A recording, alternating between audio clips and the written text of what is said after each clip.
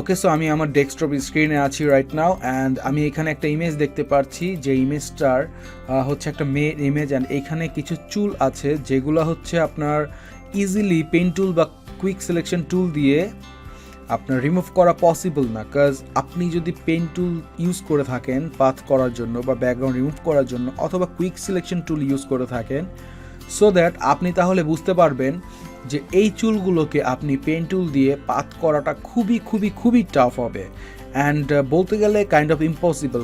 Cause হচ্ছে আপনার প্রত্যেকটা চুলের মাঝে কালার আছে, সো সেই ক্ষেত্রে আপনি কালারগুলোকে কীভাবে মানে রিমুভ করবেন। তো ম্যাক্সিমাম ক্ষেত্রে দেখা যায় কি, যখন আমরা এই কাজটা করি, যখন আমরা অল্টারনেটিভ কোনো ওয়ে জানি না, সো দেন আমরা দেখা যায় যে এখন এই চুলগুলোকে ফেলে দিই, আর নয়তোবা এমন কিছু কাটিং রাখি যে দেখে মনে হয় যে একটু আগে কেচি দিয়ে কাটা হয়েছে কিন্তু পারফেক্টলি কাটা হয় নাই। ঠিক আছে, মানে একটা কি বলে, একটা আর্টিফিশিয়াল ভাব থেকে যায়, রিয়েলিস্টিক ভাবটা থাকে না, যে আমার একদম টোটালি ব্যাকগ্রাউন্ড ছাড়া একটা এইখানে চুলগুলো আছে। সো এই জিনিসটা তখন আর ডিজাইনে থাকে না বা ইমেজে থাকে না।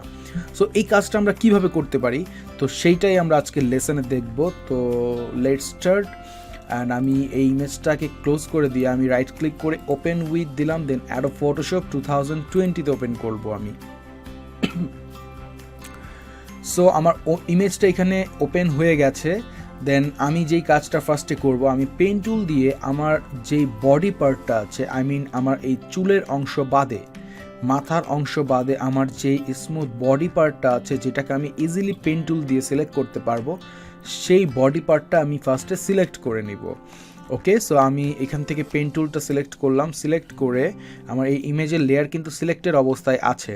সো আমি এখন একটু শিওর হব এখানে আমার শেপ নাকি পাথ সিলেক্ট করা। সো আমি দেখতে পাচ্ছি এখানে আমার পাথ সিলেক্ট করা আছে। ওকে, দ্যাটস গুড। সো আমি পাথ সিলেক্ট অবস্থায় রাখলাম। দেন আমি পেন টুল দিয়ে জুম করে নিলাম। অল্টার দিয়ে, আপনি কিবোর্ডে অল্টার বাটন প্রেস করে মাউসের স্ক্রল আপ ডাউন করলে এটা জুম ইন জুম আউট হবে। সো আমি এই কর্নার থেকে সিলেক্ট করলাম, দেন হচ্ছে আমি এটাকে পাথ করব। সো আমি এইভাবে গেলাম।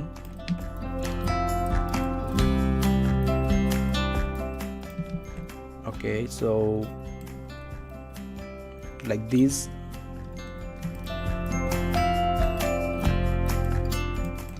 Like this. So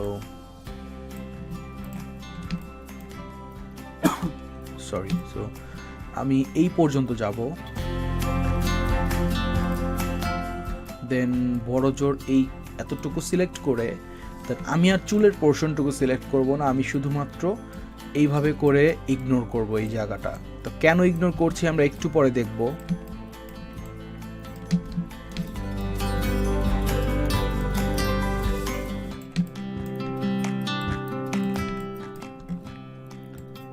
সো আমি এই পোর্শনগুলোকে ইগনোর করে লাইক দিস, সো এইভাবে অ্যান্ড দিস ওয়ে। সো আমি এইখান থেকে এইভাবে এসে দেন এই পর্যন্ত এসে আবার এইখান থেকে শুরু করব।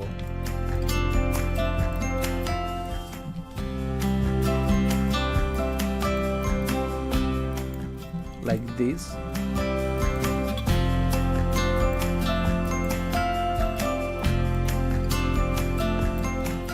ওকে, সো এতটুকু জায়গা আমাদের নিতে হবে। বিকজ আপনি যখন প্রফেশনালি ব্যাকগ্রাউন্ড রিমুভ করবেন কোনো কাজের জন্য, বা শুধু ব্যাকগ্রাউন্ড রিমুভ করার কাজের জন্য, তখন আপনাকে একটু সিনসিয়ার থেকে দেন কাজ করতে হবে এবং খুবই সময় নিয়ে প্রফেশনালি কাজ করতে হবে। সো আমি যদি এখানে টাইম নিয়ে কাজ করি তাহলে আমার ভিডিওটা হয়ে যাবে লেন্দি, খুবই লং টাইম হয়ে যাবে, যেটা আমার নিজেরই একটা সময় বোরিং লাগবে হয়তো। সো দ্যাটস ওয়াই আমি একটু আর্লি যাওয়ার চেষ্টা করছি, একটু দ্রুত কাজ করতেছি আমি। সো আমি এই দিকে এসে আবার ক্লিক করলাম, অ্যান্ড যেখান থেকে শুরু করেছিলাম সেইখানে এসে জাস্ট আরেকটা ক্লিক করব। That's it. সো আমি এখন দেখতে পাচ্ছি যে হ্যাঁ, আমি যেই জায়গাগুলোতে পেন টুল দিয়ে পাথ করেছি সেই জায়গাগুলো হ্যাঁ ঠিক আছে।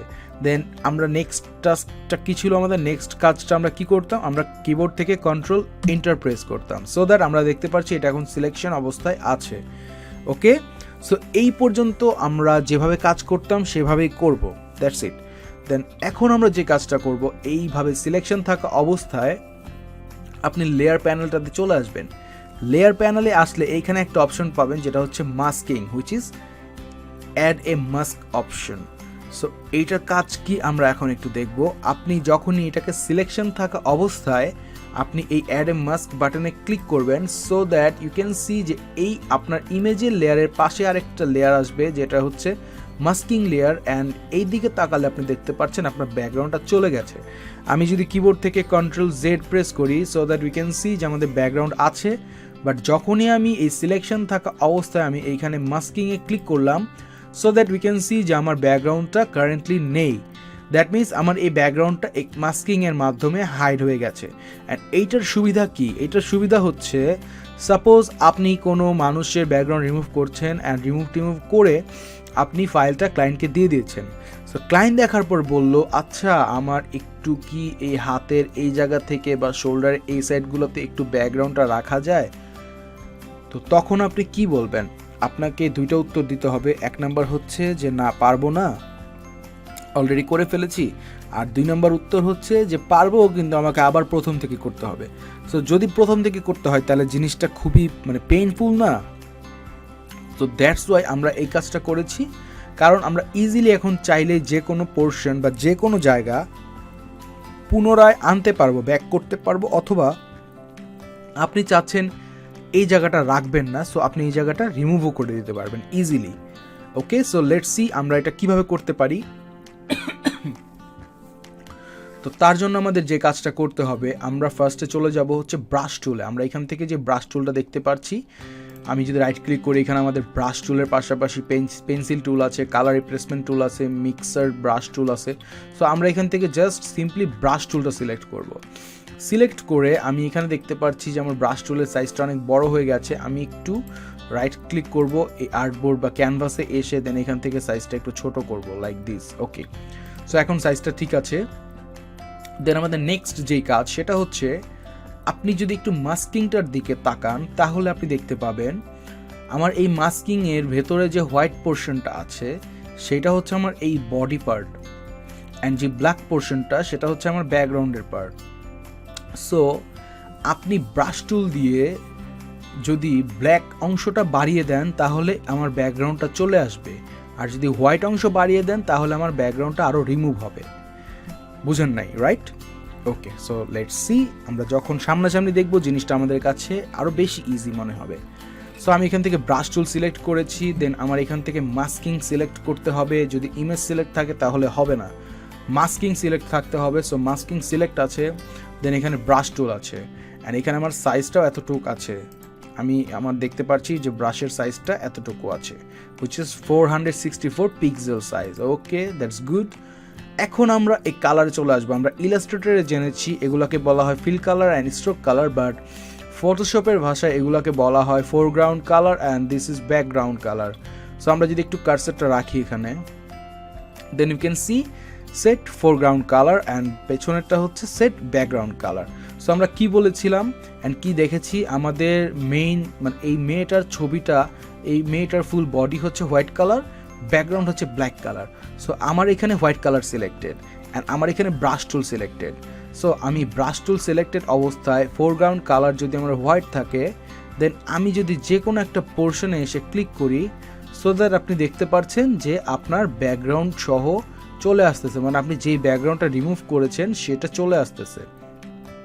সি, অ্যান্ড আপনি যদি, আমরা এখন একটু আনডু দেই, Ctrl+Z। সো আমরা একটু আগের স্টেপে চলে আসলাম। তো এখন আপনি যদি এই ফোরগ্রাউন্ড কালারটা হোয়াইট না রেখে ব্ল্যাক রাখেন, দ্যাট মিনস আপনি যদি এখন সোয়াপ করে দেন, সো আমি সোয়াপ করে দিলাম, দেন আমার এখন ফোরগ্রাউন্ড কালার হচ্ছে ব্ল্যাক। দেন এখন আপনি ব্রাশ টুল দিয়ে এখানে ক্লিক করেন, দেন ইউ ক্যান সি যে আপনার ব্যাকগ্রাউন্ডটা রিমুভ হয়ে যাচ্ছে। সো ক্লিয়ার সবাই? তো এখন আপনি যে কোনো ফাইলের ব্যাকগ্রাউন্ড রিমুভ করতে পারবেন দ্রুত, অ্যান্ড যদি সেটাকে বলে যে কোনো সময় কাস্টমাইজ করতে, দেন ওইটাও আপনি করতে পারবেন খুবই দ্রুত। So clear everyone? Okay, so আমরা একটু Ctrl+Z দিয়ে আন্ডু দিচ্ছি, আমরা আবার আমাদের আগের স্টেপে চলে আসলাম। অ্যান্ড এখন তো আমরা দেখলাম যে কিভাবে আমরা কোনো কিছু ব্যাকগ্রাউন্ড রিমুভ করে রাখলে দেন পরবর্তীতে আবার সেই ব্যাকগ্রাউন্ডটা নিয়ে আসতে পারবো ইজিলি। সো ব্রাশ টুল দিয়ে foreground and background colour white and black use করে আপনি এই কাজটা ইজিলি করতে পারছেন। বাট এখন আমাদের প্রশ্ন হচ্ছে আমরা চুলটাকে কীভাবে রিমুভ করব। এই যে আমরা চুলের অংশটা সিলেক্ট করি না, এটাকে আমরা কীভাবে রিমুভ করব। So let's see and let's introduce with another new tools which is background remove tool. So ওইটা কোথায় আছে, এই যে ইরেজার টুল আছে না, এখানে মাউসের রাইট ক্লিক করলে আপনি দেখতে পারবেন ব্যাকগ্রাউন্ড ইরেজার টুল, সরি ব্যাকগ্রাউন্ড রিমুভার না, ব্যাকগ্রাউন্ড ইরেজার টুল এই টুলসের নাম। সো ব্যাকগ্রাউন্ড ইরেজার টুলটা সিলেক্ট করবেন, সিলেক্ট করে দেন এখন কিন্তু আর মাস্কিংয়ে সিলেক্ট করবেন না, এখন মেইন ইমেজে সিলেক্ট করবেন। মেইন ইমেজটাতে সিলেক্ট করে আপনি এইখানে 3টা টুলস পাবেন, আপনি মিডল টুলটা সিলেক্ট করবেন হুইচ ইজ স্যাম্পল কি জানি সাথে sampling once. So sampling once টুলটা সিলেক্ট করবেন, সিলেক্ট করে এখান থেকে আপনি লিমিটসে গিয়ে ডিসকন্টিগিউস অ্যান্ড ফাইন্ড এজেস এই 3টা অপশন পাবেন। আপনি এখান থেকে ডিসকন্টিগিউস অপশনটা সিলেক্ট করবেন অ্যান্ড টলারেন্সটা এখানে আপনি ডিপেন্ড করবে আপনার ইমেজের উপর, আপনি 50% ইউজ করতে পারেন অথবা আপনি যে কোনো পার্সেন্টেজ ইউজ করতে পারেন, বাট এইটা সামটাইম ডিপেন্ড করবে হচ্ছে আপনার ইমেজের উপর, আপনার ইমেজের কালারের উপর। সো আমরা রাইট নাও 50% রাখবো, রেখে আমরা এখন কি করব, এই চুলের উপর দিয়ে আমাদের যে এই যে ব্যাকগ্রাউন্ড ইরেজার টুলটা নিয়েছি, এখন চুলের উপর দিয়ে আমরা জাস্ট ক্লিক করব। ওকে, সো ক্লিক করলে আমরা ইজিলি দেখতে পাচ্ছি যে আমাদের ব্যাকগ্রাউন্ডটা রিমুভ হয়ে যাচ্ছে। সো আমরা যদি একটু টলারেন্সটা চেঞ্জ করি, আমি একটু আন্ডু দিচ্ছি কন্ট্রোল সেট দিয়ে। সো আমি একটু টলারেন্সটা এখান থেকে 30% করে দিলাম। দেন আমরা যদি এখন দেখি তাহলে আমরা দেখতে পাচ্ছি যে আমাদের একদম স্মুথলি হচ্ছে, চুলটা থেকে যাচ্ছে, জাস্ট আপনার ব্যাকগ্রাউন্ডটা রিমুভ হয়ে যাচ্ছে। সো আমরা এগুলাকে আরেকবার ক্লিক করে রিমুভ করে দিব। সো রাইট নাও আমি এই জায়গাটা ক্লিন করি। ওকে, সো যেগুলো একটু মানে স্মল প্লেস নিয়ে সেগুলো আমরা একটু সাইজটা ছোট করে নিব। তো আমি এখন এখানে আবারও ক্লিক করছি অ্যান্ড উই ক্যান সি যে আমার এইখানে আসলে কালারগুলো চলে যাচ্ছে, ব্যাকগ্রাউন্ড কালারগুলো চলে যাচ্ছে, জাস্ট চুলটা থাকতেছে। ওকে, সো আমি এখানে এসে দেন আবার এইখানে ক্লিক করলাম, সো দ্যাট আমরা দেখতে পাচ্ছি আমার বাকি যে কালারটা ছিল সেটাও চলে যাচ্ছে। অ্যান্ড আমি এখন সাইজটা একটু কিবোর্ড থেকে ছোট করে নিলাম।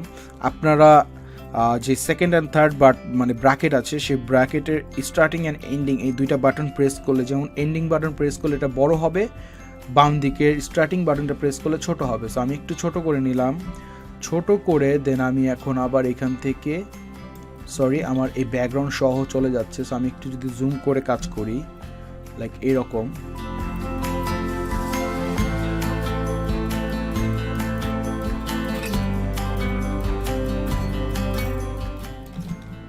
সরি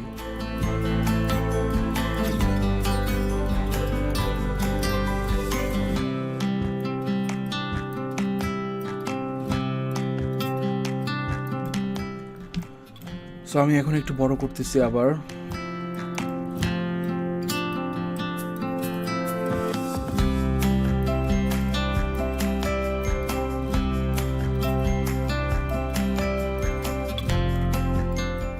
সো আমি একটু সাইজটা ছোট করি। ওকে, ওকে, সো এখন আপনি দেখতে পাচ্ছেন যে আপনার কিন্তু এই ইমেজের ব্যাকগ্রাউন্ডটা পুরোপুরি রিমুভ হয়ে গেছে এবং চুলগুলো যেমন ছিল তেমনই আছে। সো এই টুলসের মাধ্যমে আপনি একটা ইমেজের 99% হেয়ার স্টাইল ঠিক রেখে আপনি ব্যাকগ্রাউন্ডটা রিমুভ করে ফেলতে পারবেন। কিছু কিছু ক্ষেত্রে ইমেজ বা টলারেন্স প্রপারলি ম্যানেজমেন্টের কারণে বা একটু ম্যানেজমেন্টে ভুল হলে সেই ক্ষেত্রে হয়তো বা সামটাইম দেখবেন যে কিছু কিছু জিনিস মিসিং হতেও পারে, বাট এইটা কোনো প্রবলেম না, কারণ হচ্ছে আপনার 100%-এর মধ্যে যদি 1% একটু কিছু মিসিং থাকে that is not a problem actually, but আপনি বাকি 99% কিন্তু এটা দিয়ে স্মুথলি ক্লিন করতে পারবেন অ্যান্ড খুব প্রফেশনালি কাজ করতে পারবেন। অ্যান্ড রাইট নাও আপনি এটাকে যে কোনো ব্যাকগ্রাউন্ডে ইউজ করতে পারবেন, আপনার যে কোনো ডিজাইন পারপাসে এটাকে ইউজ করতে পারবেন। So this is the way যে আপনি কিভাবে ইজিলি খুবই কম সময়ের মধ্যে আপনার যে কোনো ইমেজের ব্যাকগ্রাউন্ড রিমুভ করতে পারবেন। বেসিক্যালি যদি সেই ইমেজটা হেয়ার স্টাইল থেকে থাকে দেন হেয়ার স্টাইলটা আপনি কীভাবে রিমুভ করতে পারবেন আপনি সেই প্রসেসটাও জেনে গেলেন। অ্যান্ড আই হোপ যে আপনারা এই লেসনটা দেখে দেন আপনারা সেটা প্র্যাকটিস করবেন বাসায়।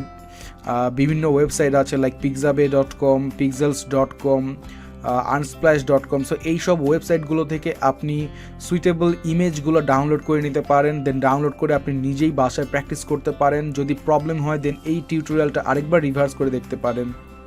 দেন আই বিলিভ যে আপনি যদি এই টিউটোরিয়ালটা 2 থেকে 3 বার দেখেন তাহলে আপনার সকল কনফিউশন ক্লিয়ার হয়ে যাবে। জাস্ট আপনাকে টোটাল কনসেন্ট্রেট করতে হবে এই টিউটোরিয়ালে, সো দ্যাট আপনি কোনো কিছু মিস করবেন না। তাহলে দেখবেন যে খুবই ইজিলি আপনি বুঝতে পারতেছেন। দেন বুঝে আপনাকে প্র্যাকটিস করতে হবে। দেন এই কোর্স টিউটোরিয়াল শেষে আমরা যখন দেখব কিভাবে আমাদের প্রত্যেকটা প্রজেক্টকে পোর্টফোলিওতে আপলোড করতে হয়, দেন সেই টিউটোরিয়ালটা দেখার পর আমরা আমাদের এখন পর্যন্ত বা শেষ পর্যন্ত যে সকল প্র্যাকটিসগুলো করেছি বাসায় বা করছি, সেগুলো সবগুলোকেই আমরা আমাদের অনলাইন পোর্টফোলিওতে আপলোড করব। সো সেটা অবশ্যই আমাদের নেক্সট লেসনে না, আমাদের লাস্ট লেসনে, কাজ আমাদের যখন কোর্স টিউটোরিয়ালের কারিকুলামটা শেষ হবে তখন আমরা দেখব হচ্ছে কিভাবে অনলাইন পোর্টফোলিও আমরা অ্যাড করব। সো টিল নেক্সট লেসনে আমরা অবভিয়াসলি নতুন কিছু দেখব, নতুন কিছু শিখব। সো টিল নেক্সট লেসন সবাই ভালো থাকবেন, সুস্থ থাকবেন, অ্যান্ড বেস্ট অফ লাক সবার জন্য। So good bye everyone, next lesson আবারও দেখা হবে আপনাদের সাথে।